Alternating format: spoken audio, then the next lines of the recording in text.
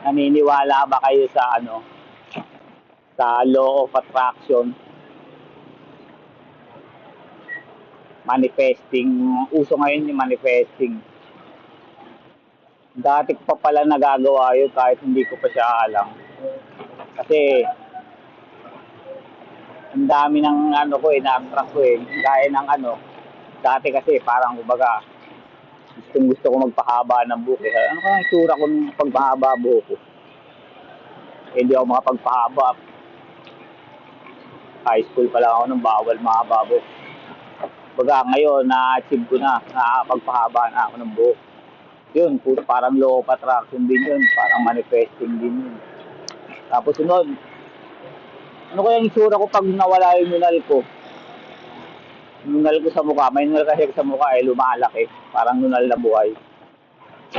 Ayun, naano ko rin, na-achieve ko rin, natanggal ko yung nunal ko. Sumunod, gusto kong magka-abs. Lagi ko tinitingnan yung mga taong may abs. Hanggang sa yung action nila, nagagaya ko na. Nagka-abs na rin ako, na-achieve ko na. Sunod, gusto kong magpa-tato. Magpa-tato naman. Pangarap ko magpa-tato. Ano yung sura ko pag may tato or sura? Yun, ngayon may tato na ako, nakapagpa-tato na ako, kahit isa lang. Okay na yun. At least na-experience, di ba? Ano ba ang sunod? Sunod, yung tunnel. Yung tunnel ko sa tenga. Dati, gusto ko lang, pag nakakita ko ng tunnel sa tenga, naangasan ako Puta, inisip ko na, tapos lagi kong pinakikita, may tunnel. Ayun, na-attract ko rin. Ngayon, naka-tunnel na yung tenga, pero lang, 12mm lang. Double zero G. Yun, kaya na-realize ko, totoo pala talaga yung law of attraction. Solid.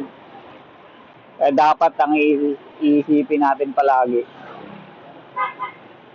yung gusto natin mangyari sa atin, sa buhay natin.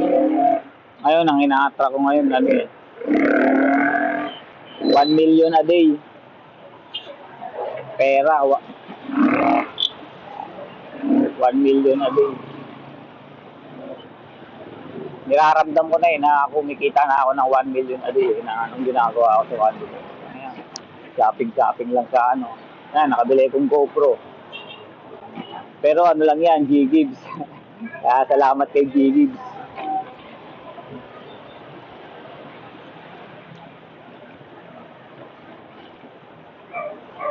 Pero totoong talaga natin, totoong currency.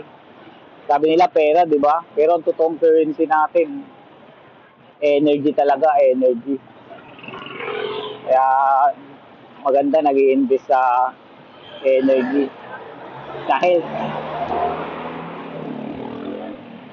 Kasi yun daw yung totoong currency, energy.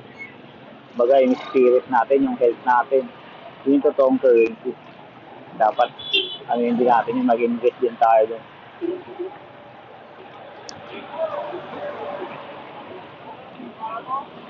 Kasi kahit anong kahit anong yaman mo, kahit anong daming pera mo, kung meron kang sipon o kaya masakit ulo mo, di mo ma-enjoy yung pera mo Kasi masakit ulo mo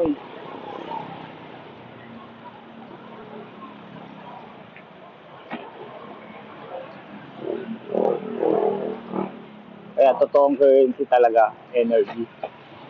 Yun yung sabi nila.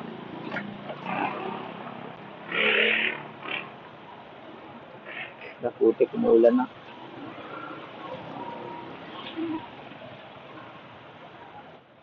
Ulan na nga.